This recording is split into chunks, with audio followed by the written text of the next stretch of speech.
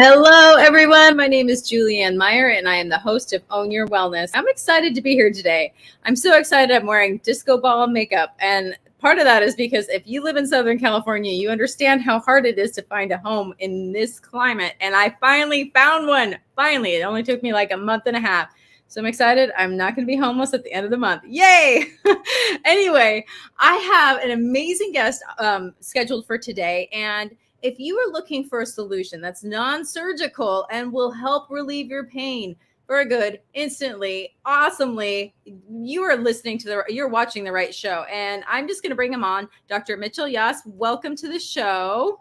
Hello, hello. Thank you for having me. I'm super excited to spread the gospel that pain could be resolved and full function achieved very easily.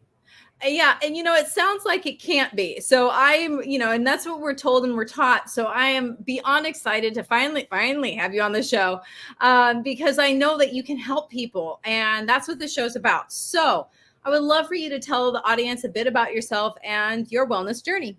Sure. So my wellness journey begins as a kid as the 99-pound weakling who had sand kicked in his face. A lot of self-esteem issues. Well, as I'm growing up, by the time I'm 26, I finally recognized that I could get stronger by, quite bizarrely, taking a high school physics course and applying physics to weightlifting. And over the next 4 years, I put 40 pounds of muscle on. So I have this really good scientific understanding of weightlifting. Lo and behold, I turned 30. I find myself looking for a second career, entering physical therapy school. So I'm a 30-year-old kid with a lot of life experience and an understanding of the biomechanics and physics of weightlifting. As I'm hearing about the premises about how the general idea is that you could identify the cause of pain through diagnostic testing like x-rays and MRIs, I'm starting to recognize that the symptoms that people are experiencing, when I would ask the simple question, where's your pain? Mm-hmm. The pain that they were experiencing wasn't where it should be if the identified structural variation were to cause pain. This created an amazing conundrum in my head. What do I treat? The diagnostic test finding or the tissue that's most likely creating the symptom? Mm-hmm. Amazingly, I was able to show that in more than 98% of cases, the cause of pain is muscular, wow. Muscular, not the structural variation that was identified. That was a false diagnosis. So through the use of isolated progressive resistance exercise, mm-hmm. you can resolve your pain very quickly and simultaneously achieve optimal function, which I think is the essence of what this show is all about. Yes, absolutely. And I'm just curious because, why is it then that you were able to stumble up? I don't want to even say put that down. How are you able to achieve this result? And how come doctors aren't listening? Well, there's a lot to unpack. I know. So let's start with the concept that by the late 1990s, we get the MRI. The MRI is considered to be the gold standard. So what's happening is, and most people would agree, this is the concept. You have, let's say, lower back pain. You get an MRI, it shows a herniated disc. Since the herniated disc is found at the time of the lower back pain, it is asserted to be the cause of your pain. Most people don't recognize that's known as correlative theory or junk science. It's actually junk science. So I could show that the MRI would show that you have two elbows at the time you're having your lower back pain, correct? You have two elbows. So I could then say two elbows is the cause of your pain. So you could see that that's kind of baseless. What eventually starts to happen is they start doing studies on people that don't have back pain. Mm-hmm. And what they find is 70% of the population have herniated or bulging discs. Yeah. They do this throughout different parts of the body. At the knee, 63% of people who have knee pain have meniscal tears. 60% of people who don't have pain have meniscal tears. Wow. Over the age of 60, if you don't have back pain, 93% of you have been found to have degenerative disc disease. So here's the home run thing that everyone has to finally accept. I don't care if you have blonde hair, brown hair, 5 foot, 6 foot, pain or no pain, if you've reached the age of 40, 50, or 60, you've probably had some wear and tear. And as a result of that, you've caused some degeneration to the structures that make up your body. So it can't be confusing that a diagnostic test is going to find a structural variation. The only question is whether you get the MRI when you're in pain or when you're not in pain. Okay. You know what? That makes so much sense to me, because I have a client who is in her 70s and she actually shouldn't even be able to function because of all the problems with her back, but she doesn't even have any pain. So I've always thought she was an anomaly, but now I'm learning she's not. It's not. It's actually, it goes across the board. So you could look at failure rates to back surgery, 70 to 80%. The medical establishment creates the diagnosis failed back surgery syndrome to identify all the people who have had surgery and still had the same exact pain after the surgery as before the surgery. The development of the opioid epidemic. All of this stuff represents the fact that something's wrong. You've got 130 million Americans, roughly 1 billion people worldwide suffering from chronic pain. You cannot tell me that there is not a systemic deficit, something going on within the way the practice is performed. You know what? I just think that this is amazing. And it's got to be really, I can see where you would be coming up against this wall, because it has been taught that this causes this, and it has been taught that that's the science. And even though, you know, there's not a cause and an effect, obviously, or it might be a cause and effect, but that's not necessarily true. So there's correlation and there's causation. They're using correlation. They're simply saying this was found at the time you have pain. And since we tell everybody if that's found, well, at the time you're having pain, it's the cause. But if you're looking at this strictly from a scientific perspective, that's correlative theory. That's like me saying if I open my front door when the sun rises, I could say opening my front door causes the sun to rise. Exactly. That's correlation. It is that insane that this is the method that is used globally. I'm so excited that you're here, because you're opening my eyes. So I know you're opening everybody's eyes while being here. So, you know, you and I were talking before the show started a little bit about how, I mean, I want to get into how you help people in a minute, but I want to still continue to talk a little bit about, you know, what do people do? Like, have you noticed that some things that people might do to solve their pain issues actually make things worse because of the diagnosis that's incorrect? Oh, it's irrefutable. So here's let's get to some core principles. This is straight science, okay? So number one, what is pain? Why do people have pain? They have pain because the tissue's in distress, and that tissue is the tissue that wants to create conscious awareness of its distress. So that an intervention can be performed to resolve the distress of the tissue. Okay, so everyone can acknowledge that is why people have pain. So let's say you're having lower back pain, and the cause of the pain is a muscle in the back that has strained. Do muscular causes show up on diagnostic tests? The answer is no. But a herniated disc might show up. Okay, so you're going to go, and based on the way the whole system works, you're going to get the diagnosis of a herniated disc. So going forward, all your treatments relate to that disc. You'll get chiropractic, you'll get epidural nerve block, God forbid you end up with surgeries, fusion, things like that. And you're noticing that your pain is either staying the same or worsening. Why? What's the magical answer? Is it that you haven't found the right treatment? Because that's what they're going to try to convince you of. They're going to stick with that herniated disc as the diagnosis, because that's what they've got all their money on. The answer is that it was your lower back muscle the whole time. And since you haven't identified the shortening of the muscle due to some sort of muscle imbalance, you haven't treated that tissue.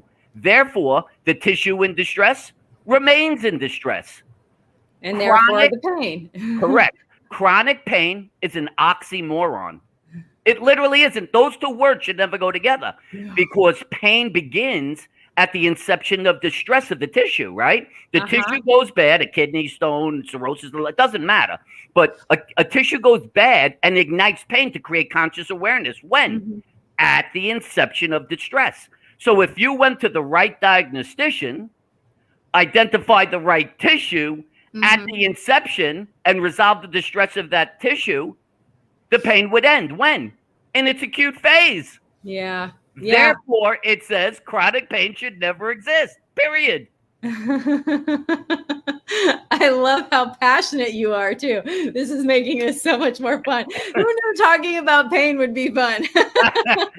It is fun because the great news is that there's a real simple mechanism once people know about it to address the appropriate tissue, to identify it appropriately and take the steps to make the distress go away. That's what's so great. So you say that there's steps that people can take, and so obviously this is something that you're teaching people. Is that correct, or how does this work? So the majority of what I do is I do Zoom sessions. I live in Jacksonville, Florida, and so if there's people who are local, by all means, you can come in person. But I've written 3 books. 2 are by Hay House. The books are published here, Canada, England, Australia, India, and South Africa. I write for an international magazine called What Doctors Don't Tell You, sold in 20 countries, translated into 14 languages. So lots of people from around the world have heard about me. Well, no one expected them to come for a couple of days to Jacksonville just so I can make their pain go away. So for a good 6-7 years now, I've been doing, Zoom, before Zoom was Skype, but I have been doing virtual sessions forever.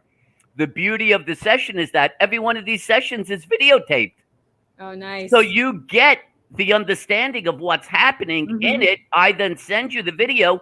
You use the video as the means of following up and making sure you're doing what you need to do correctly to get the appropriate strength and to resolve the strength deficits and allow you to resolve your pain and achieve full function. So, I mean, I definitely want to talk about that a little bit more, but I really want to focus for a moment on the fact that a lot of people can't really wrap their brain around the idea that this is actually possible. Right.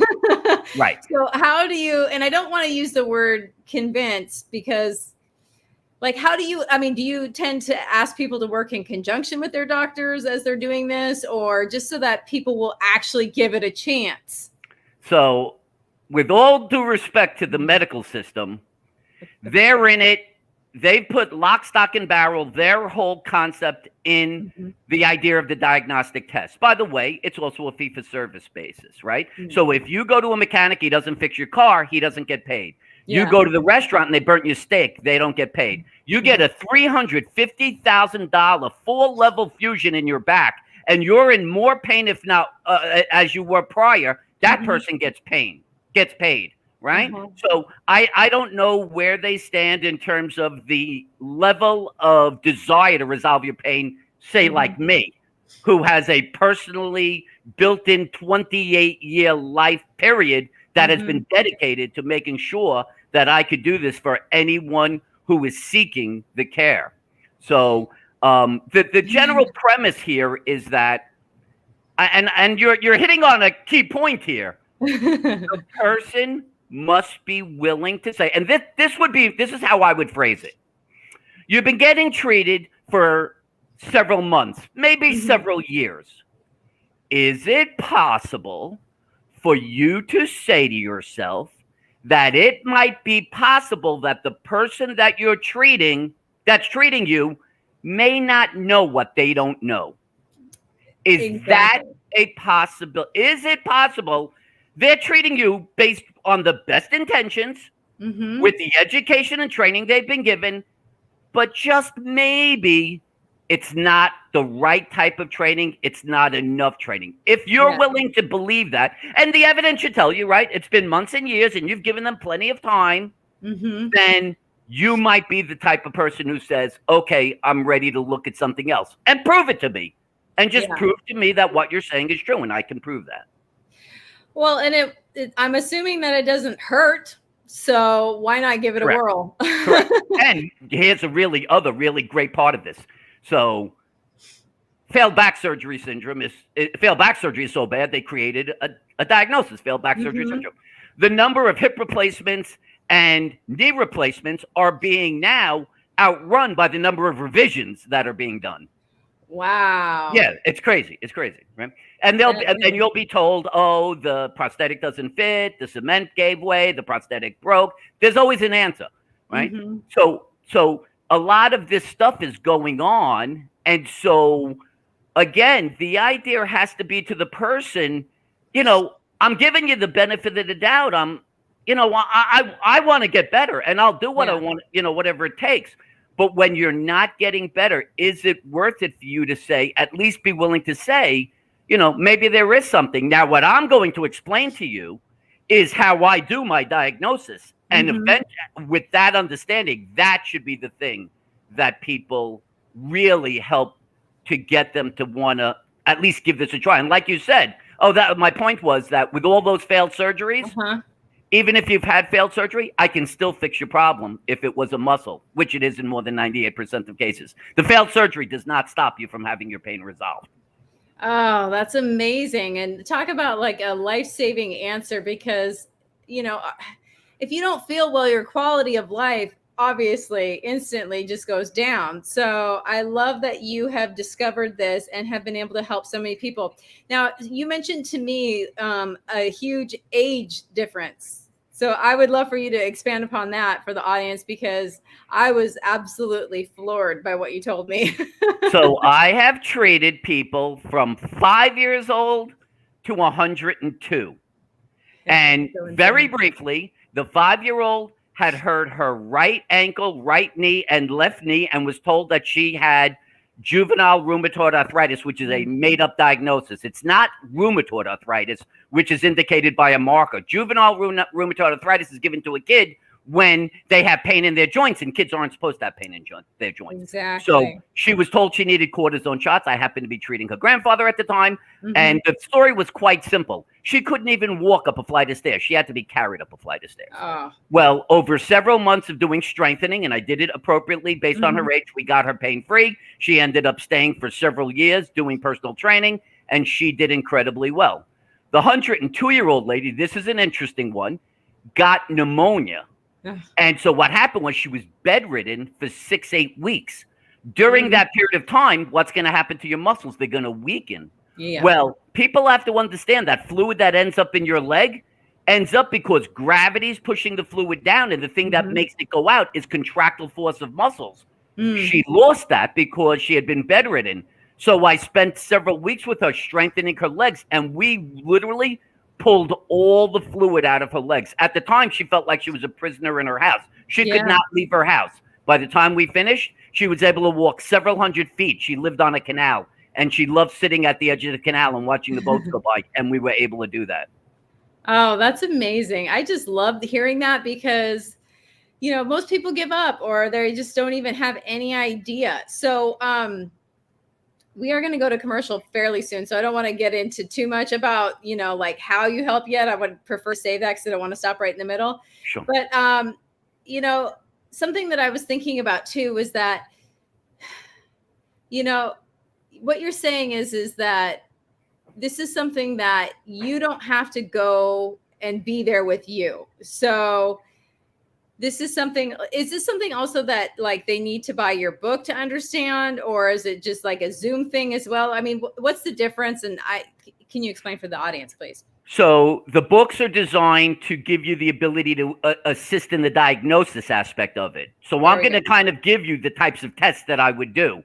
Now, for the average person, I got to admit, hey, listen, I'm not saying it's not a little hard to understand. Some people, if you just look at reviews on Amazon, you'll see some people have done it, resolve their pain. Yeah. But for those who feel that they need that initial step of getting the right diagnosis, not just that it's muscular, but which muscles need to be strengthened, that's when I highly recommend the Zoom session. And the Zoom sessions are about, the first one is an hour and a half to 2 hours long. It's very thorough. No, I love that. And, I always think of it as something like, somebody who is trying to get their nutrition right. For example, you could probably do it on your own, reading the books, but why wouldn't you go to an expert and at least get yourself going? I mean, sure. Absolutely. I agree.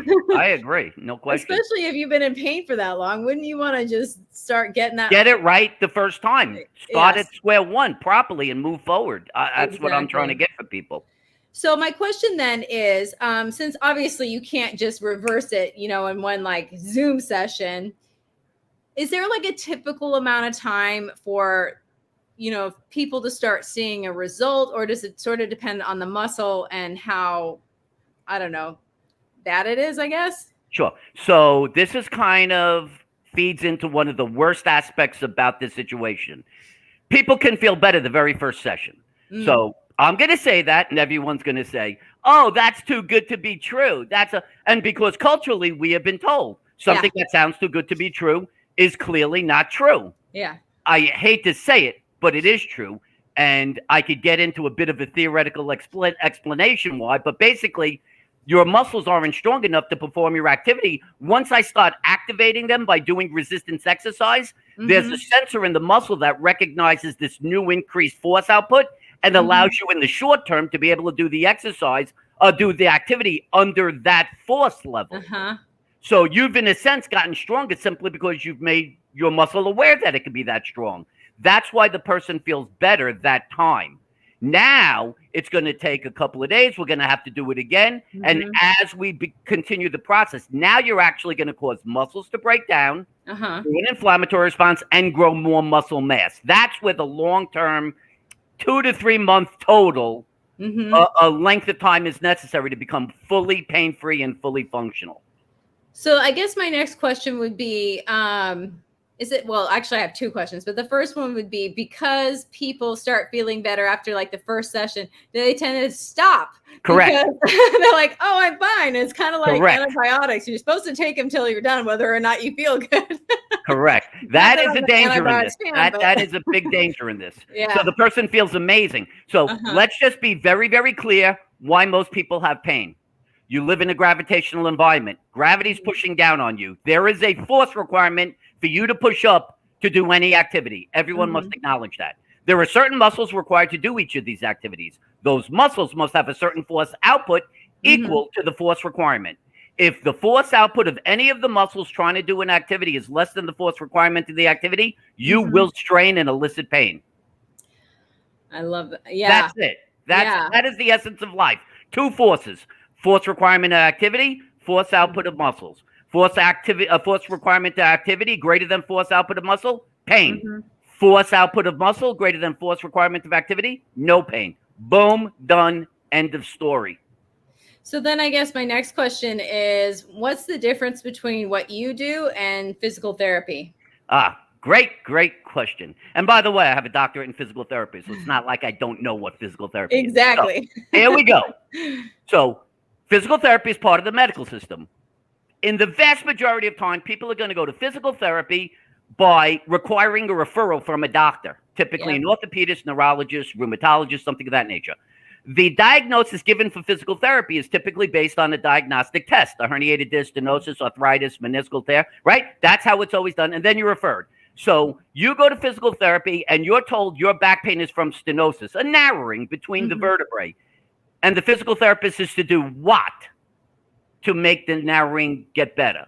You have arthritis. They're going to do what to make arthritis better? Nothing. There's no such thing. You can't. If that was required, you'd need surgery, even though it's not the cause. So the physical therapist does some generic type of exercise, never incorporating, in most cases, progressive resistance, which is the only way. Causing a muscle to adapt to a greater and greater resistance is the only way to make a muscle stronger. So that is what I would call purposeless exercise. There's no purpose to it. There's no reason for it. What's the narrative for what you do? Well, he gives me the sheet or she gives me the sheet. I do a bunch of calisthenic things. I go home and I keep doing this. I do purposeful exercise. I establish that it is not the herniated disc, not the stenosis, not the arthritis. Those are independent variables that exist that have nothing to do with the tissue in distress. It is specific muscles. I do specific types of testing to identify those muscles. Once identified, I give you specific exercises, typically 3 to 4. That's it. And I have those muscles work against progressive resistance to allow them to get stronger. Eventually, as they get a force output greater than the force requirement of the activity, you are pain-free and fully functional. This is purposeful, prescribed exercise. My second book is called The Pain Cure RX, prescription. This is just like if you required a medication and it took 20 milligrams and you took 200 milligrams, you wouldn't be happy. If you took 2 milligrams, you wouldn't be happy. Well, doing 100 exercises is nothing if you specifically need 3 particular muscles and you have to know how to strengthen them appropriately. That's the difference. Oh, that's a beautiful answer. No, I love that. And on that note, we do have to go to a commercial break. So, all right. Let me catch my breath. All right, we'll be right back in just a moment. Oh my gosh. Okay, I'm having so much fun and I can hardly wait to continue this conversation, but we do have to go to commercial. And before we go, of course, I want to say hello to everybody who's watching us live. You are always appreciated. And as I mentioned, we'll be right back after these messages.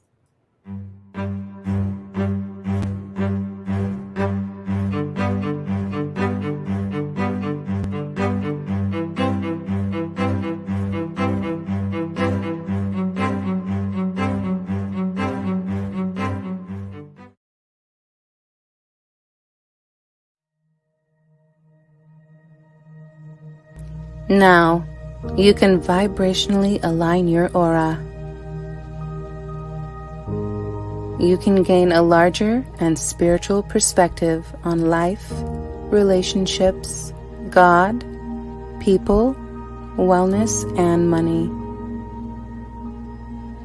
You can also have moments of meditation and reflection any time of the day.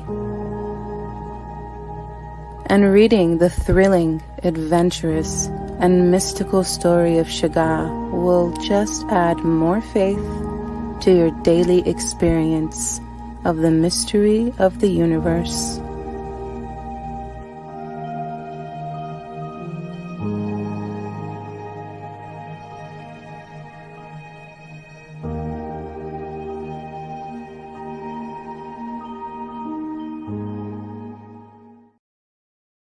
When drug or alcohol addiction take over, things begin to disappear. Your friends, your family, and eventually, you.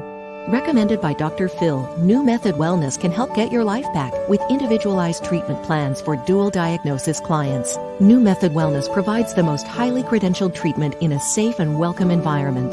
Call New Method Wellness for your free consultation and ask about our national accreditations. Together, we can put the pieces back together.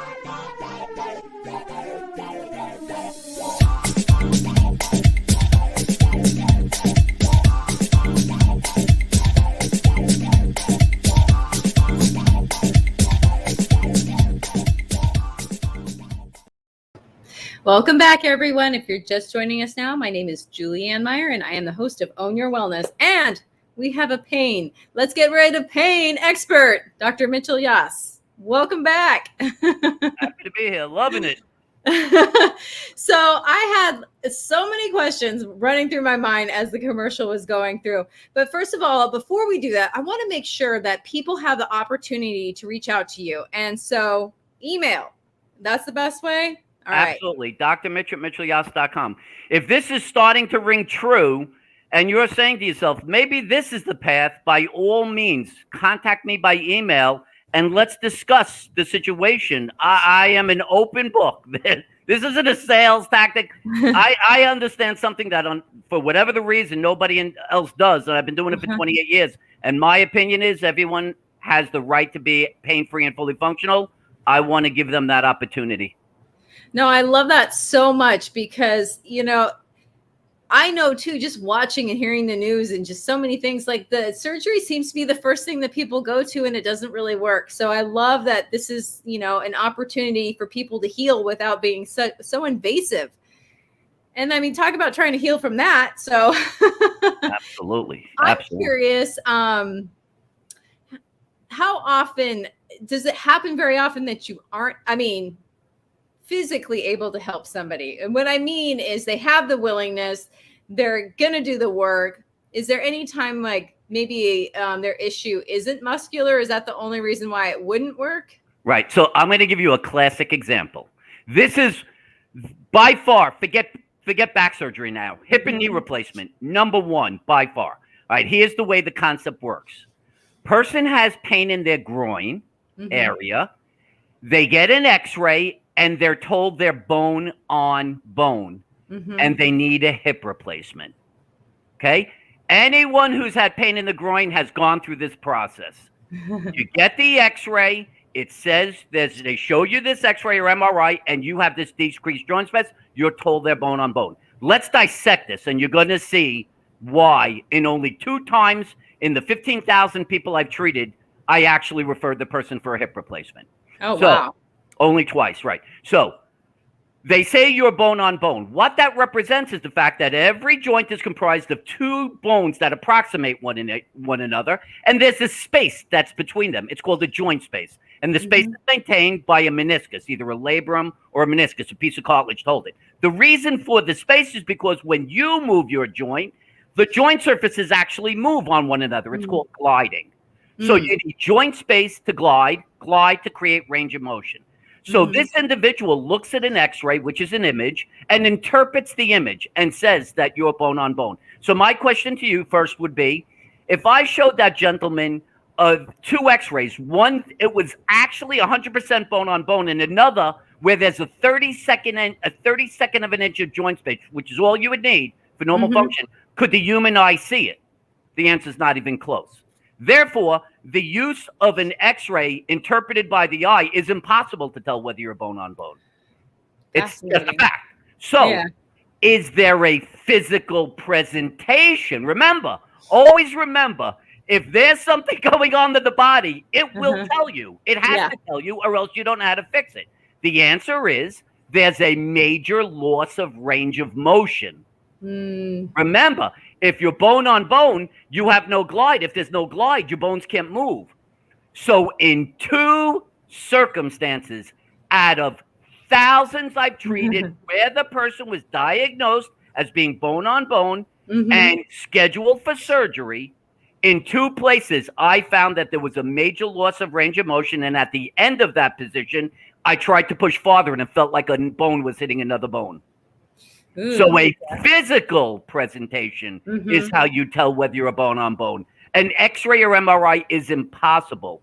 But let's go back to the groin pain. So I told you that it's not the hip joint. What is it?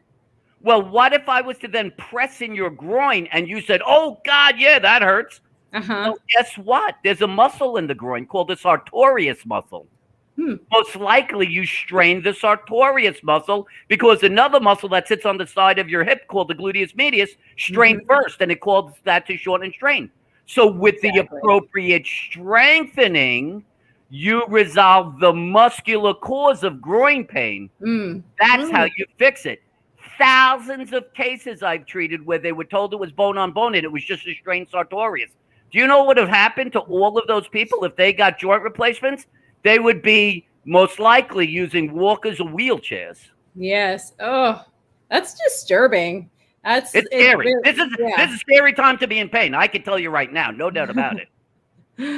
That's absolutely fascinating. So, you mentioned before the commercial break that you help people self-diagnose. You help people figure that out. How does that work? Yes.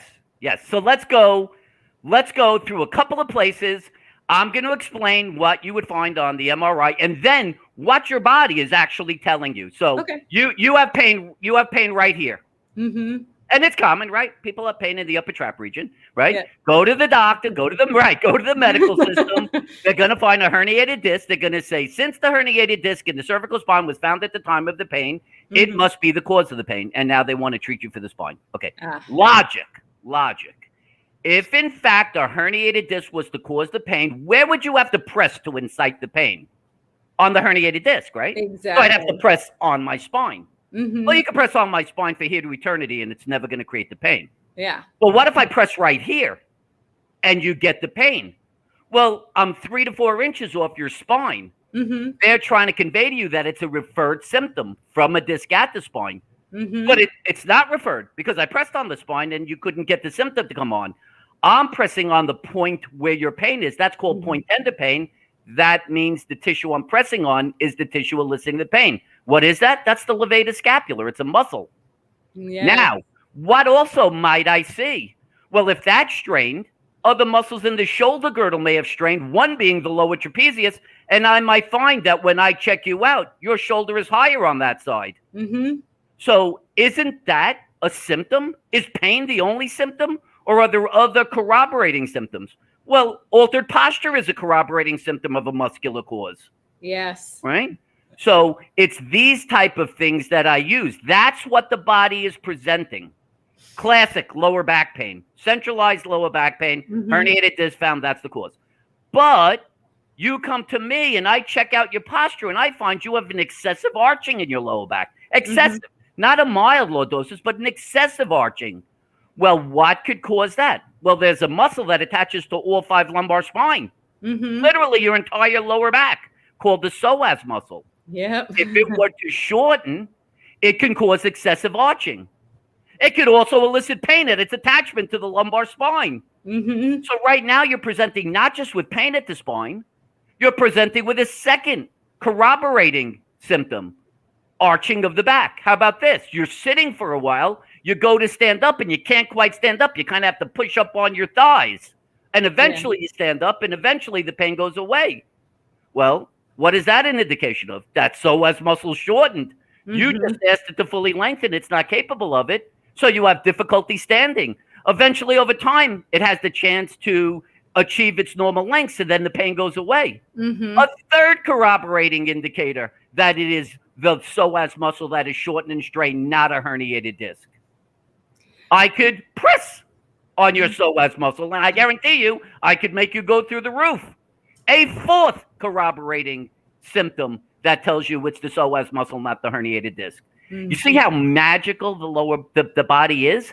It's all sitting there. All the symptoms are there.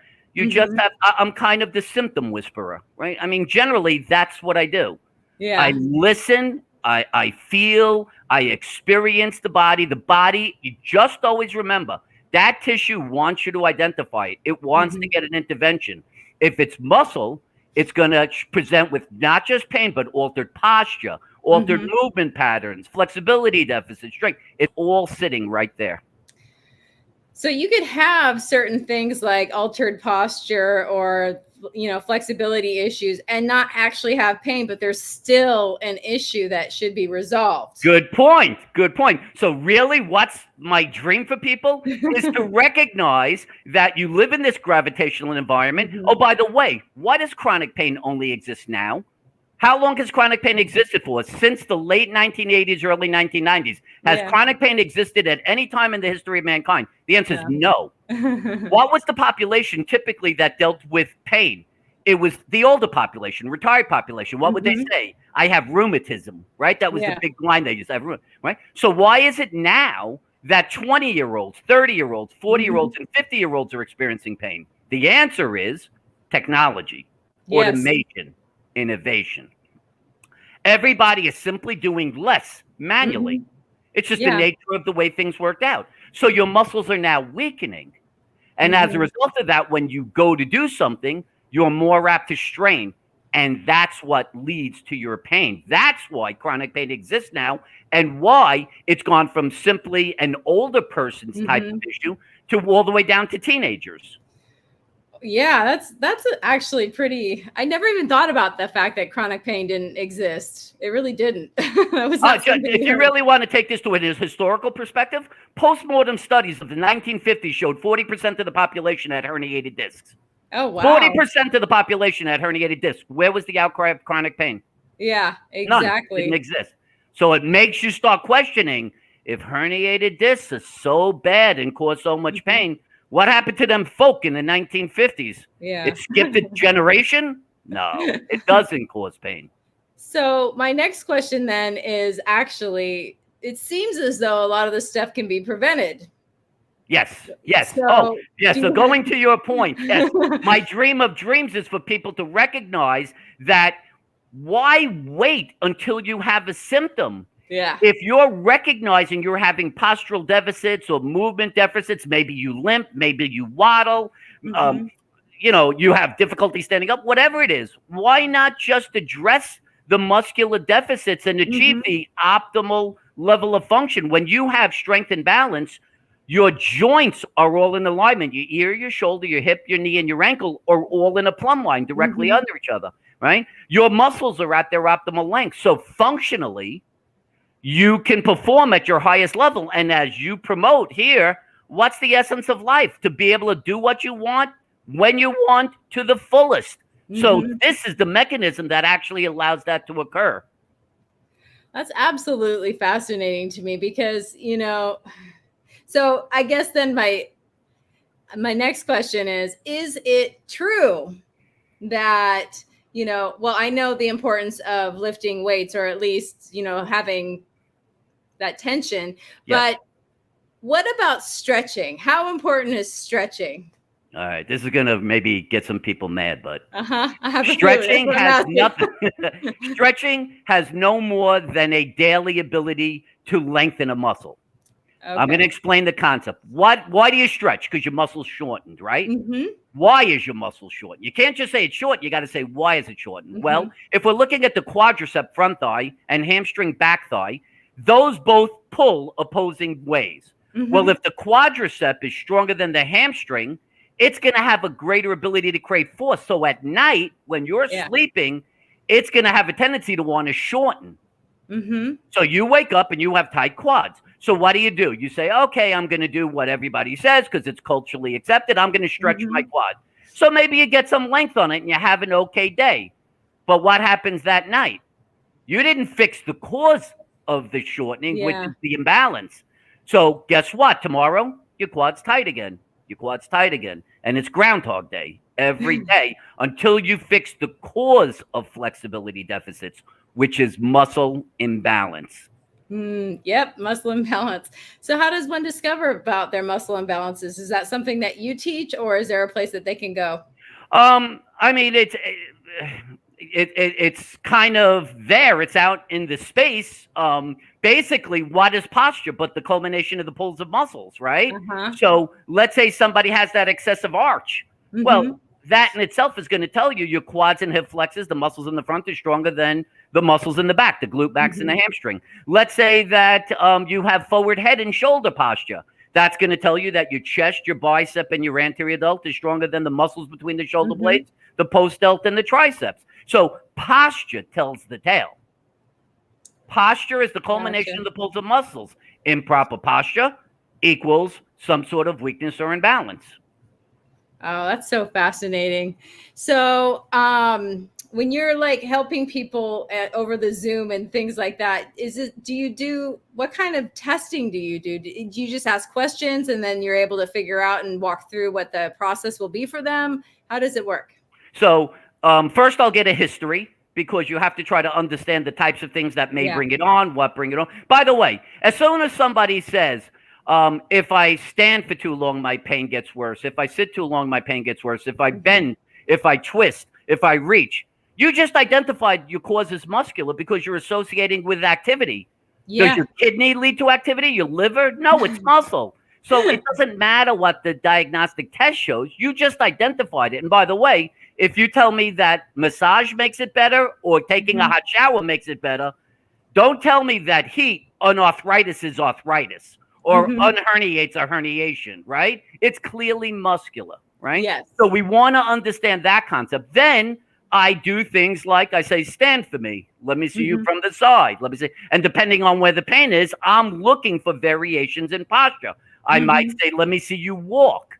I do these tests called single leg stand and squat to test how well your balance is. Balance is not some kind of esoteric concept. There's two aspects to balance.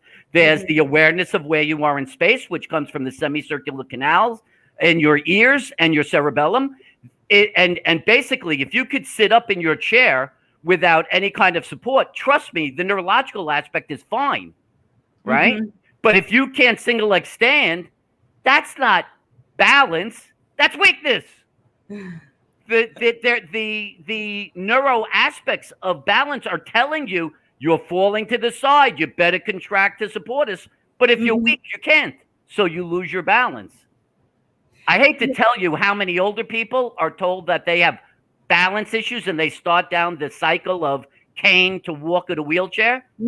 If you had just acknowledged it was a muscular deficit, it had nothing to do with the neurological aspect, I could have stopped that process and have stopped that process for hundreds of people.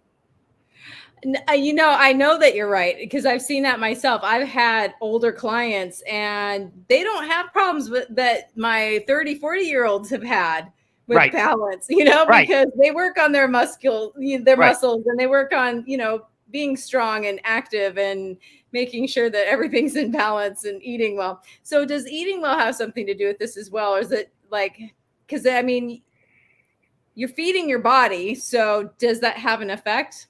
Okay, so this is my premise regarding pain and things like that. The pain, in almost all cases, 98% of the cases, is this theoretical basis of the relationship between the force requirements of activities and the force output of your muscles. So it's really a question of a muscle looks like a bunch of golf balls and a bunch of golf clubs. The golf club grabs the golf ball and pulls, grabs and pulls. So it's a billion golf clubs grabbing golf clubs. Golf clubs grabbing golf balls. The more places the golf clubs grab golf balls, the stronger you are. Now, does that mean that if you don't have energy, that you're going to be able to be strong? Of course not. You still need energy. You still need appropriate sleep. You still need to reduce your stress, right? There are multiple factors that affect the performance of your muscle. But when we're talking about muscle, the way the muscle actually works against gravitational force, it's about cross-bridging and how much force output there is. But certainly those other things are factors, not just in the function of your muscle. How about your heart, your liver, your kidney, your spleen, your skin, everything, your entire body. So there's no question that eating right, sleeping, and stress reduction are 3 of the 4, plus exercise make 4 pillars of health that I talk about. Oh, no, that's fascinating too, because, you know, a lot of people don't get the correlation between, you know, like your body is interconnected. So you don't get to do something bad to it and not expect it to affect the whole thing. That's right. That's a good point. You're going to have to pay the piper at some point. Somehow, some way. True. Oh, no, I just love this idea, though, that people don't have to be in pain. And you said it takes like 2 to 3 months to typically reverse the issue that somebody's having? 100%. I'm saying that in the first session, you will see a difference. Yes, but exactly. The reality of trying to grow muscle mass does take 2 to 3 months. And by the way, let's not be confused about this. This is not the kind of thing like what you said. So I'm going to take some medication, and at the end of the medication, I'm done. This is a way. I'm trying to promote a way of life. Exactly. You've got no problem brushing your teeth to keep your teeth healthy, shampooing your hair to keep it right, all that kind of stuff. And you're willing to just neglect the muscles and hope that it'll survive? No, it doesn't work like that. Why don't you resolve your pain and then sustain this program to the point at which you sustain your force outputs greater than the force requirements? And you'll be, don't you want to, this is the promotion of this show, to be able to do what you want to the full enjoyment of it, right? Exactly. You don't want to be that person, and I've had people like this. You worked 50 years of your life to retire so you could play golf. You did that. You went through hell for 50 years. You just retired. You have lower back pain. You go to the doctor says, just don't play golf. Yeah. You want to be that person? You don't want to be going in there. Yeah, you don't want to be going there. You want to have control over your functionality. And the way to do that is through sustaining strength and balance.